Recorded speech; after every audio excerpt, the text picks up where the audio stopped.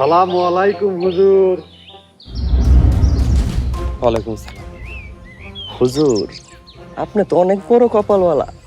মানুষ আকাম কইরা পায় শাস্তি, আর আপনি যে আকাম কইরা পাইলেন বউ। সব আপনাকে ষড়যন্ত্র না?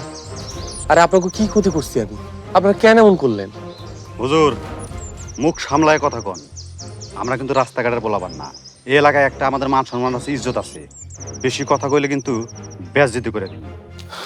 আপনাকে কিছু করণের ক্ষমতা আমার নাই, কিন্তু উপরে একজন আছে, তার কাছে বিচার দিছি। আপনারা আপনাকে কৃতকর্মের শাস্তি পাইবেন।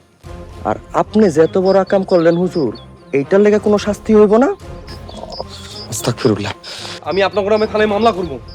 আপনারা দুটা নিরপরাধ মানুষকে মিথ্যা অপবাদ দিয়ে অবৈধ সালিশ বসাইছেন। আরে বেটা যা। ওই হুজুর, তুই যা পারস করিস। বেশি তেল হয়ে গেছে না? তোর তেল কিন্তু একদম মজায় দিমু। আপনারা কেউ পার পাইবেন না। কালকে আসিয়ার ঘরে কে আসিল আমি সব বুঝতে পারছি। আপনারা কেউ পার পাইবেন না। যা বেটা। আরে ওই হালাই কি টের পাইছে নাকি যে আমরা ছিলাম? এটা কি করছ?